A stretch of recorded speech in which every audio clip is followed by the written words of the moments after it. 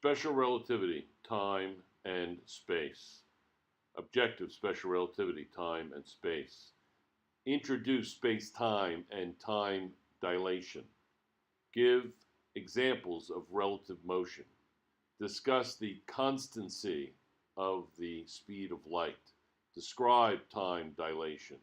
Describe why space travel at relativistic speeds seems impossible. Describe the conditions under which length contracts. The big idea, motion through space is related to motion in time. Everyone knows that we move in time at a rate of 24 hours per day, and everyone knows that we can move through space at rates ranging from a snail's pace to those of supersonic aircraft and space shuttles. But relatively few people know that motion through space is related to motion in time. The first person to understand the relationship between space and time was Albert Einstein. Einstein went beyond common sense when he stated in 1905 that in moving through space, we also change our rate of proceeding into the future. Time itself is altered. This view was introduced to the world in his special theory of relativity.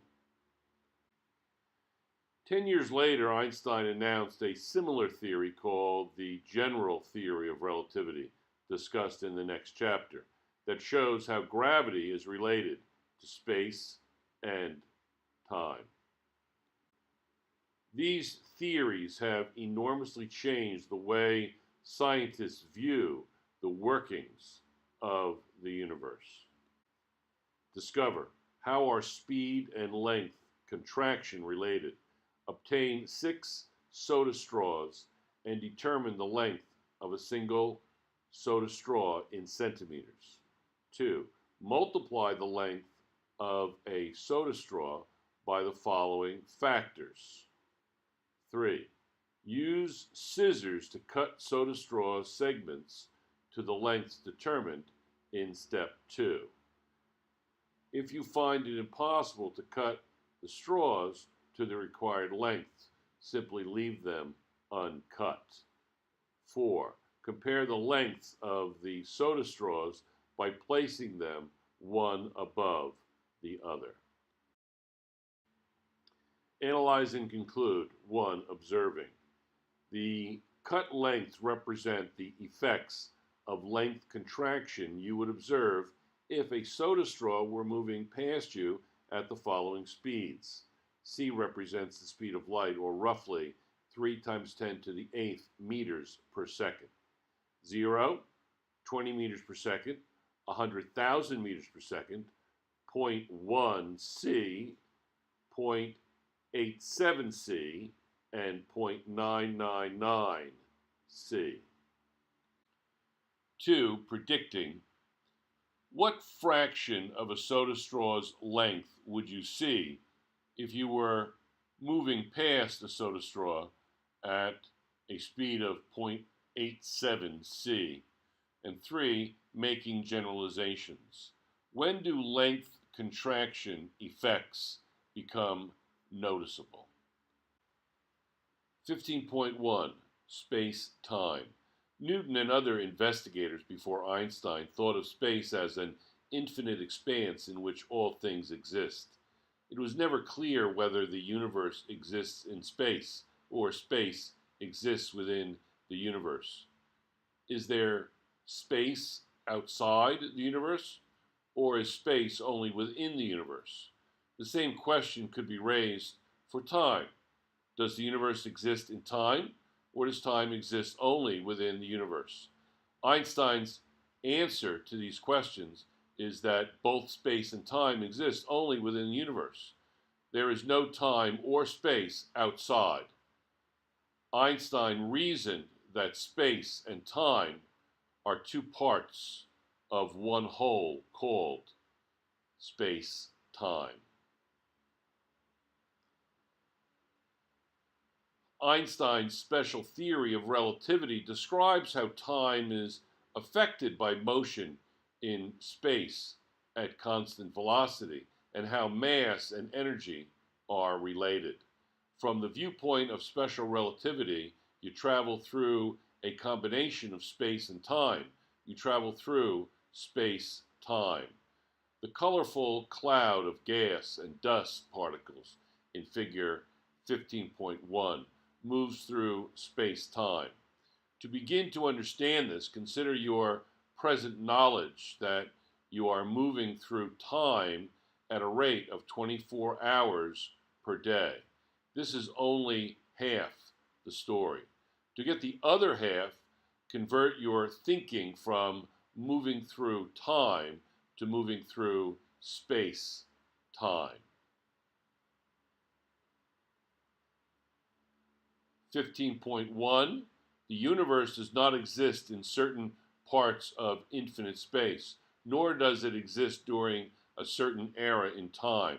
It is the other way around. Space and time exist within the universe. When you stand still, like the girl in figure 15.2, then all your traveling is through time.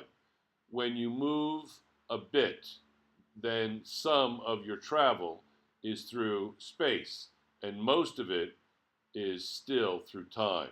If you were somehow able to travel through space at the speed of light, all your traveling would be through space, with no travel through time. You would be as ageless as light, for light travels through space only and is timeless. From the frame of reference of a photon traveling from one part of the universe to another, the journey takes no time at all. Motion in space affects motion in time. Whenever we move through space, we, to some degree, alter our rate of moving into the future. This is known as time dilation, or the stretching of time. If spacecraft of the future reach sufficient speed, people will be able to travel noticeably in time. Figure 15.2.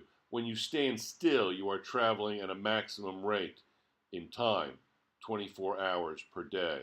If you travel at the maximum rate through space, the speed of light, time would stand still.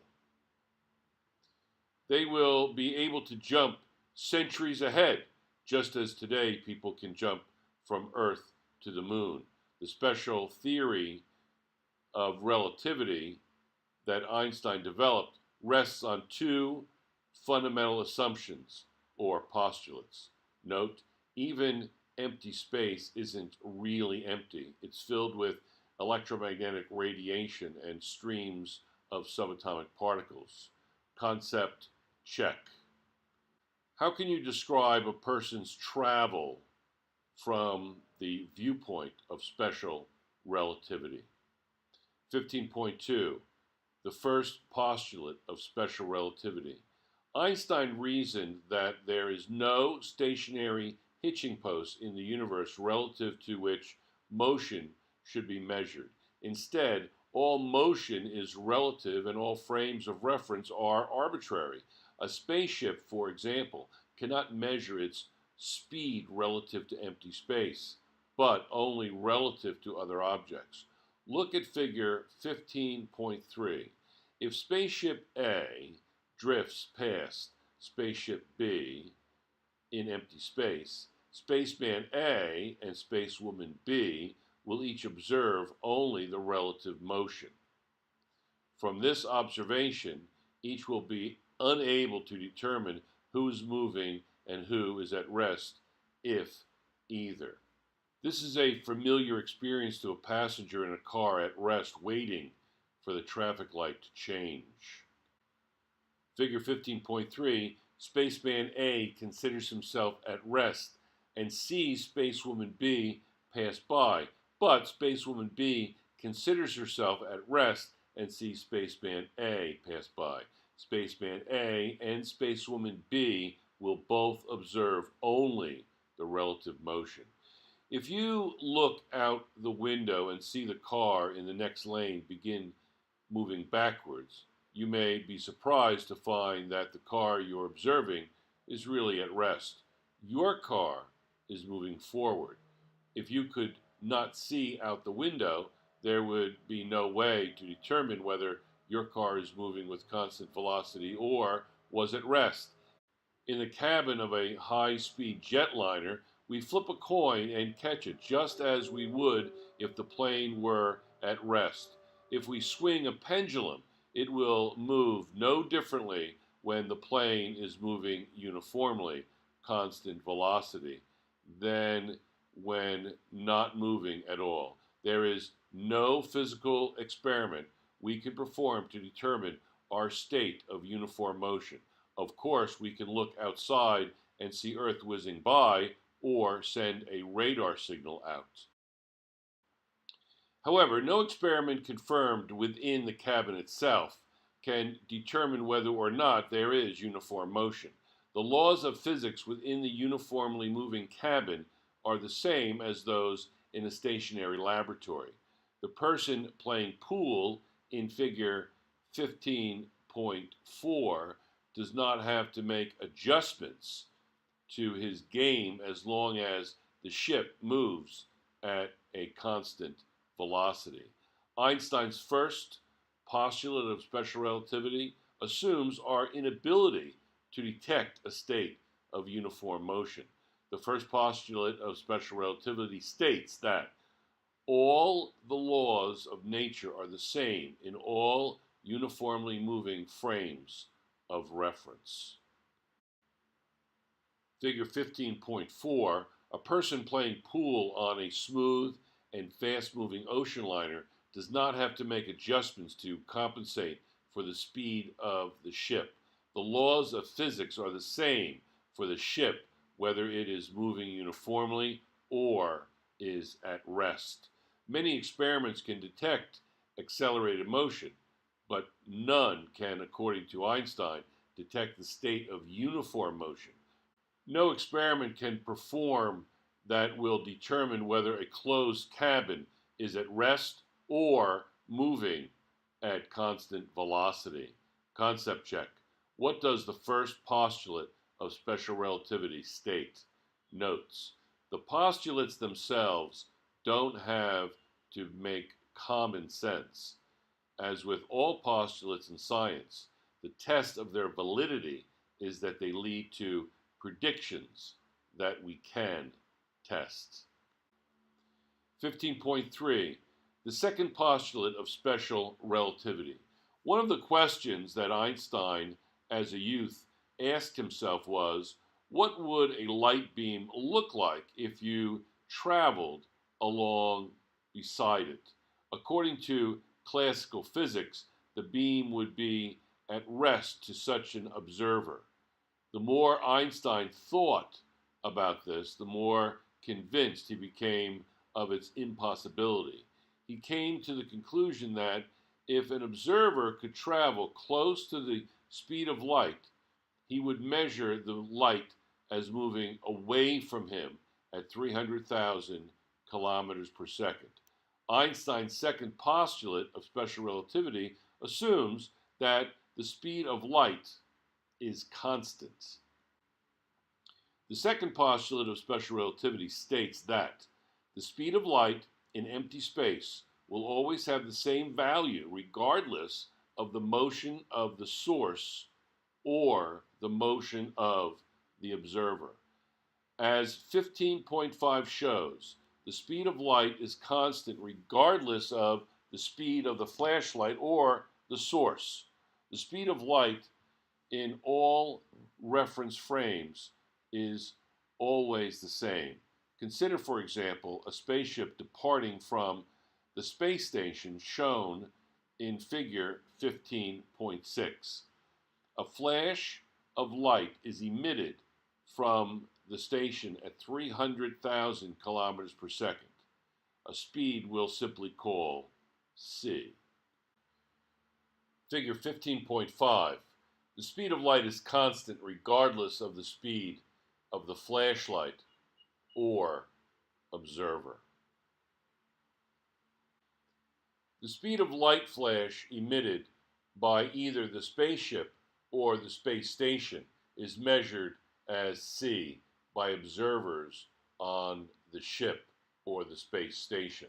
Everyone who measures the speed of light will get the same value. No matter what the speed of the spacecraft relative to the space station is, an observer on the spaceship will measure the speed of the flash of light passing her as c. If she sends a flash of her own to the space station, observers on the station will measure the speed of these flashes as c. The speed of the flashes will be no different if the spaceship stops or turns around and approaches. All observers who measure the speed of light will find it has the same value, c. As figure 15.7 shows, the constancy of the speed of light is what unifies space and time. And for any observation of motion through space, there is a corresponding passage of time. The ratio of space to time for light is the same for all who measure it. The speed of light is a constant. Concept check. What does the second postulate of special relativity state? Figure 15.7. All space and time measurements of light are unified by c.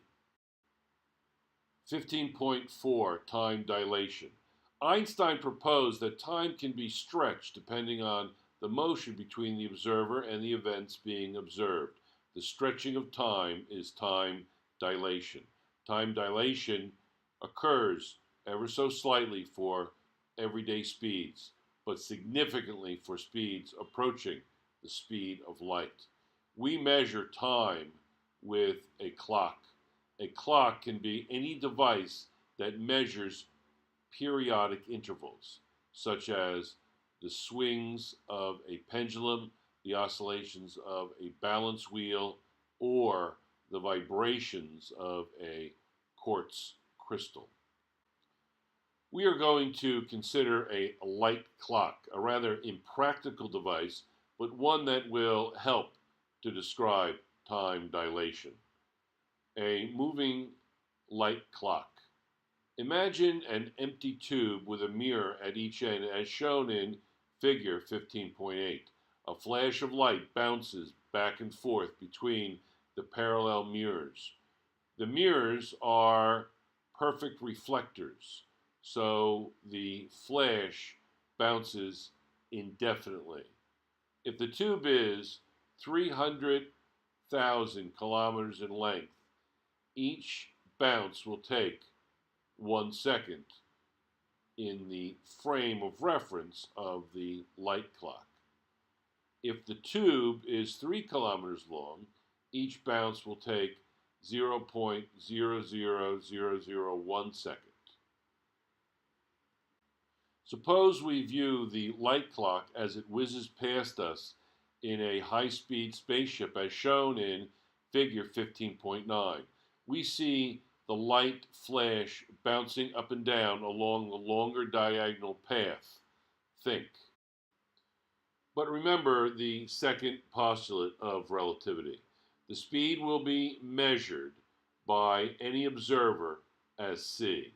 Since the speed of light will not increase, we must measure more time between bounces. For us, looking in from the outside, 1 tick of the light clock takes longer than it takes for occupants of the spaceship.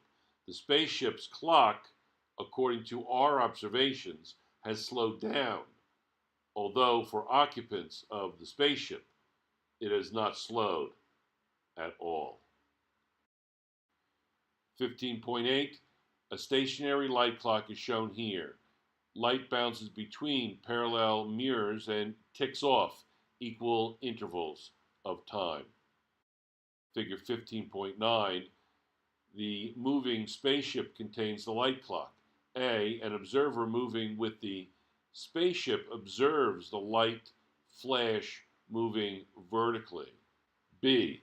An observer who has passed by the moving ship observes the flash moving along a diagonal path. Einstein showed that the relation between the time t0, proper time, in the observer's own frame of reference and the relative time t measured in another frame of reference is t equals t0 divided by root 1 minus v over c squared, where v represents the relative velocity between the observer and the observed, and c is the speed of light. As the equation for time and figure 15.10 show, the speed of the light clock has no effect on the speed of light. Figure 15.10. The longer distance taken by the light flash in following the diagonal path must be divided by a correspondingly longer time interval to yield an unvarying value for the speed of light. The slowing of time is not peculiar to the light clock. It is time itself in the moving frame of reference as viewed from our frame of reference that slows. The heartbeats of the spaceship occupants will have a slower rhythm. All events on the moving ship will be observed by us as slower. We say that time is stretched, it is dilated. How do the occupants of the spaceship view their own time? Time for them is the same as when they do not appear to us to be moving at all. Recall Einstein's first postulate. All laws of nature are the same in all uniformly moving frames of reference. There is no way the spaceship occupants can tell uniform motion from rest. They have no clue that events on board are seen to be dilated when viewed from other frames of reference. How do occupants on the spaceship view our time? From their frame of reference, it appears that we are the ones who are moving. They see our time running slow, just as we see their time running slow.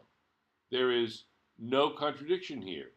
It is physically impossible for observers in different frames of reference to refer to one and the same realm of space-time. The measurements in one frame of reference need not agree with the measurements made in another frame of reference. There is only one measurement that will always agree: the speed of light. Do the math. How can you derive the time dilation equation? Figure 15.11 shows three successive positions of the light clock as it moves to the right at constant speed v. The diagonal lines represent the path of the light flash as it starts from the lower mirror at position 1, moves to the upper mirror at position 2, and then back to the lower mirror at position 3. Let's study this for a few seconds. How can you derive the time dilation equation? The symbol to represent the time it takes for the flash to move between the mirrors as measured from a frame of reference fixed to the light clock. Since the speed of light is always c, the light flash is observed to move a vertical distance, ct0, in the frame of reference of the light clock. This is the distance between mirrors. The vertical distance is the same in both reference frames. The symbol t represents the time it takes the flash to move from one mirror to the other as measured from a frame of reference in which the light clock moves to the right with speed v. Since the speed of the flash is c, and the time to go from position 1 to position 2 is t, the diagonal distance traveled is ct. During this time t, the clock moves a horizontal distance vt from position 1 to position 2. These three distances make up a right triangle in the figure, in which CT is the hypotenuse and CT naught and VT are legs. A well-known theorem of geometry, the Pythagorean theorem, states that the square of the hypotenuse is equal to the sum of the squares of the other two sides.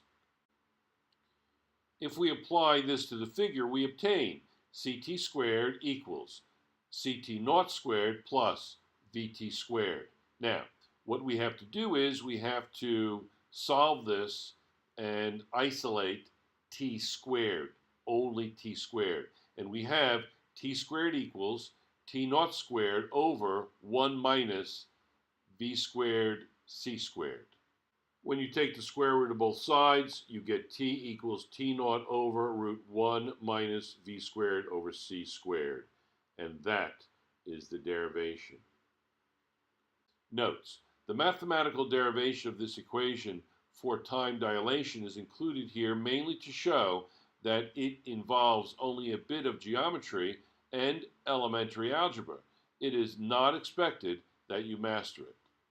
Notes: cosmonaut Sergei Evdeyev spent more than 2 years aboard the orbiting Mir space station, and due to time dilation is today 2/100ths of a second younger than he would be if he'd never been in space. The twin trip. A dramatic illustration of time dilation is afforded by identical twins, one an astronaut who takes a high-speed round-trip journey while the other stays at home on Earth. As figure 15.13 shows, when the traveling twin returns, he is younger than the stay-at-home twin. How much younger? Depends on the relative speeds involved. If the traveling twin maintains a speed of 50% the speed of light for 1 year, according to clocks aboard the spaceship, 1.15 years will have elapsed on Earth. If the traveling twin maintains a speed of 87% the speed of light for a year, then 2 years will have elapsed on Earth. At 99.5% the speed of light, 10 years would have elapsed in 1 spaceship year. At this speed, the traveling twin would age a single year, while a stay-at-home twin ages 10 years. The question arises, since motion is relative, why isn't it just as well the other way around? Why wouldn't the traveling twin return to find his stay-at-home twin younger than himself? Aha, that's a fundamental difference here. The space-traveling twin experiences 2 frames of reference in his round trip, one receding from Earth and the other approaching Earth. He has been in 2 realms of space-time separated by the event of turning around. The stay-at-home twin, on the other hand, experiences a single frame of reference, 1 realm of space-time. Please do the practice pages on the twin trip in Concept Development Practice book. 15.13. The traveling twin does not age as fast as the stay-at-home twin. You'll see that the twins can meet again at the same place in space, only at the expense of time. Clock watching on a trolley car ride. Pretend you are Einstein in a trolley car that provided the high-speed travel back then. Suppose the trolley car, like the one shown in figure 15.14, is moving in a direction away from a huge clock displayed in a village square. The clock reads 12 noon. To say it reads 12 noon is to say that light carrying the information 12 noon is reflected by the clock and travels towards you along with your line of sight. If you suddenly move your head to the side instead of meeting your eye, the light carrying the information continues past, presumably out into space. Out there, an observer who later receives the light says, "Oh, it's 12 noon on Earth now." Or, more correctly, light left the clock at 12 noon on Earth. You and the distant observer will see 12 noon at different times. You wonder more about this idea. If the trolley car traveled as fast as light, then it would keep up with the information that says 12 noon. Traveling at the speed of light then tells the time is always 12 noon at the village square. Time at the village square is frozen. If the trolley car is not moving, you see the village square clock move into the future at a rate of 60 seconds per minute. If you move at the speed of light, you see seconds on the clock taking infinite time. These are two extremes. What's in between? What happens for speeds less than the speed of light? A little thought will show you that you will receive the message 1 o'clock anywhere from 60 minutes to an infinity of time after you receive the message 12 noon, depending on what your speed is between the extremes of 0 and the speed of light. From your high speed but less than c moving frame of reference, you see all events taking place in a reference frame of the clock on Earth as happening in slow motion. As figure 1515 shows, 1 second on a stationary clock is stretched out as measured on a moving clock.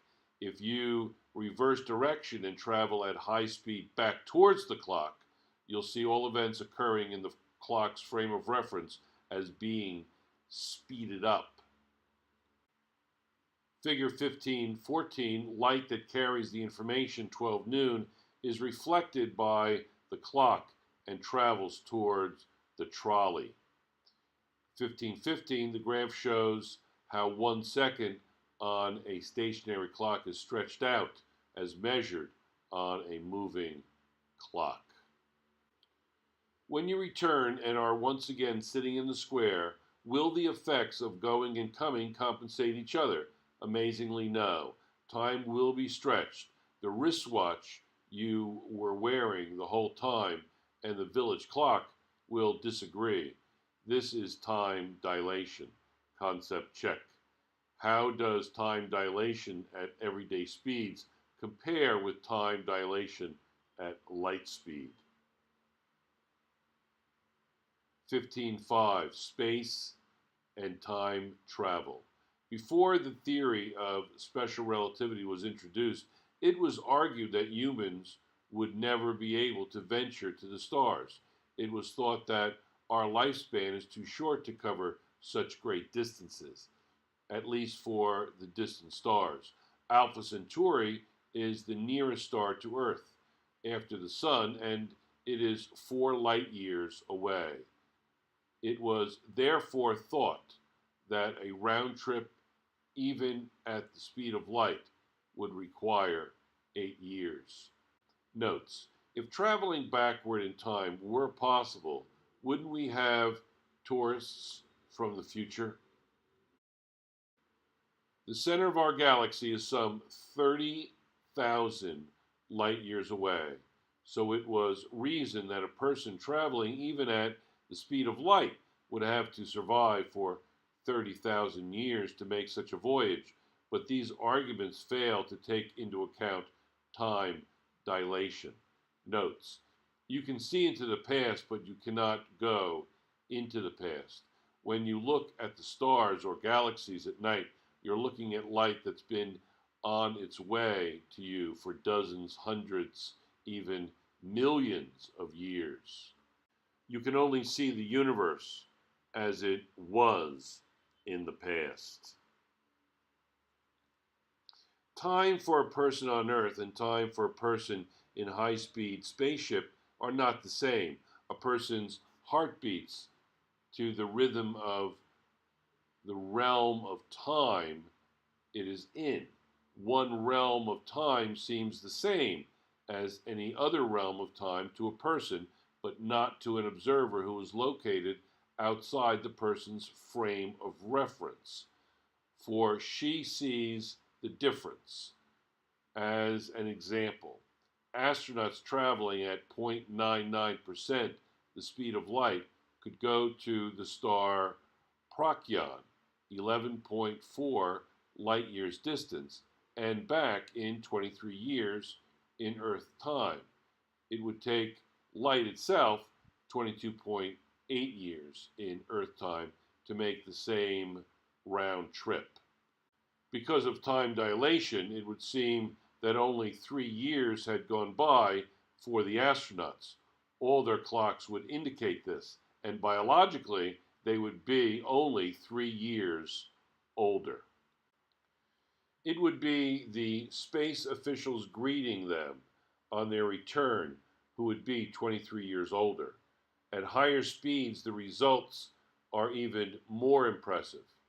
At a speed of 99.99%, the speed of light, travelers could travel slightly more than 70 light years in a single year and their own time. At 99.999% the speed of light, this distance would be pushed approximately farther than 200 years. A 5-year trip for them would take them farther than light travels in 1,000 Earth time years. Such journeys seem impossible to us today.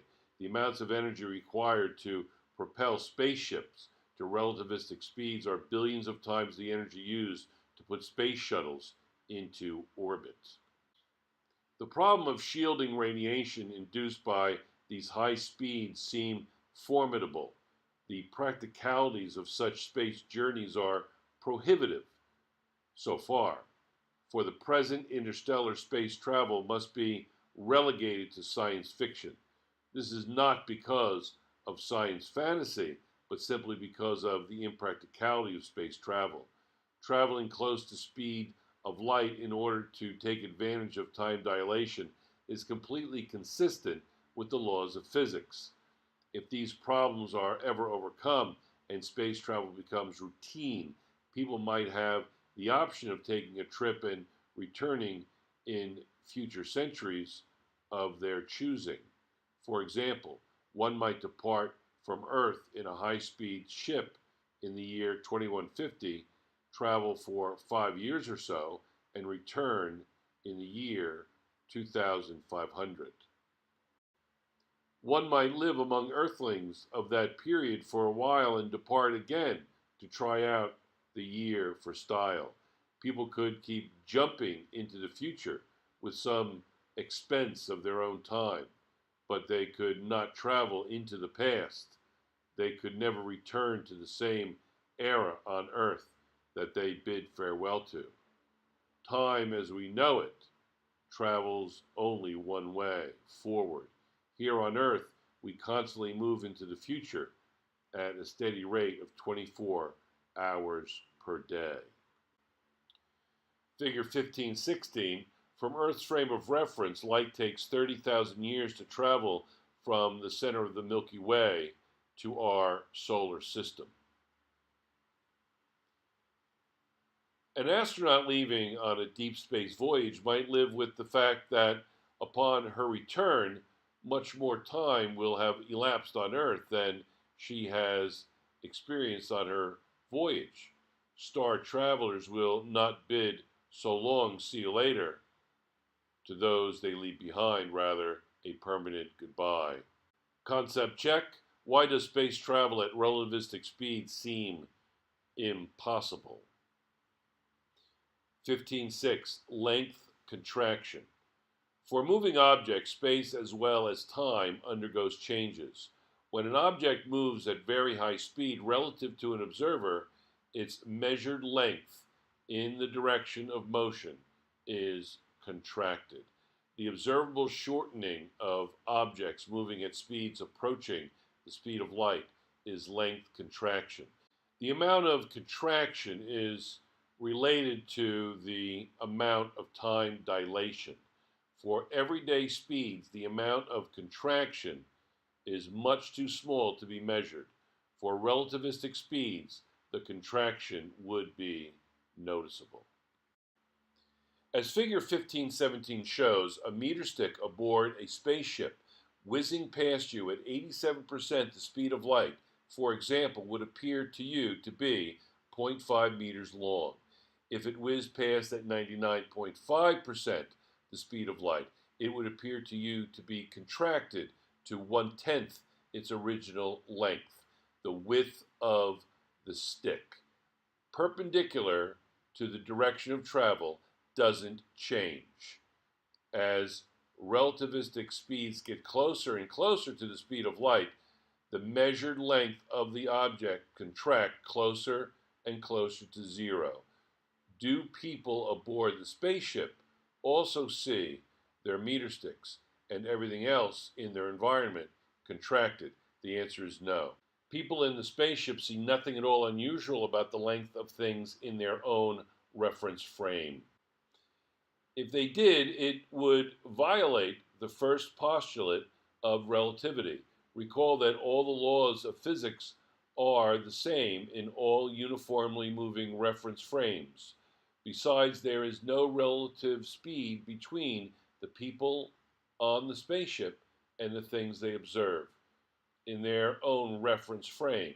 However, there is a relative speed between themselves and our frame of reference, so they will see our meter sticks contracted, and us as well. As figure 1518 shows, a rule of relativity is that changes due to alterations of space-time are always seen in the reference frame of the other guy. The contraction of speeding objects is the contraction of space itself. Space contracts in only one direction, the direction of motion. Figure 1517. The meter stick traveling at 87% the speed of light relative to an observer would be measured as only half as long as normal. Figure 1518. In the frame of reference of the meter stick on the spaceship, its length is 1 meter. Observers from this frame see our meter sticks contracted. The effects of relativity are always attributed to the other guy. Lengths along the direction perpendicular to this motion are the same in the two frames of reference. So if an object like the baseball in figure 1519 is moving horizontally, no contraction takes place vertically. Relativistic length contraction is stated mathematically. L equals L naught root 1 minus v squared over c squared. In this equation, v is the speed of the object relative to the observer, c is the speed of light, L is the length of the moving object as measured by the observer, and L naught is the measured length of the object at rest. 1519, as relative speed increases, contraction in the direction of motion increases. Lengths in the perpendicular direction do not change. Suppose that an object is at rest, so v equals 0. When 0 is substituted for v in the equation, we find L equals L naught, as we would expect. It was stated earlier that if an object were moving at 87% the speed of light, it would contract to half its length. When 0.87c is substituted for v in the equation, we find L equals 0.5 L naught. Or when 0.995c is substituted for v, we find L equals 0.1 L naught. As stated earlier, if the object could reach the speed of c, its length would contract to 0. This is one of the reasons that the speed of light is the upper limit for the speed of any object. Einstein's theory of relativity has raised many philosophical questions. What exactly is time, can we say it is nature's way of seeing to it that everything does not happen all at once? And why does time seem to move in one direction? Has it always moved forward?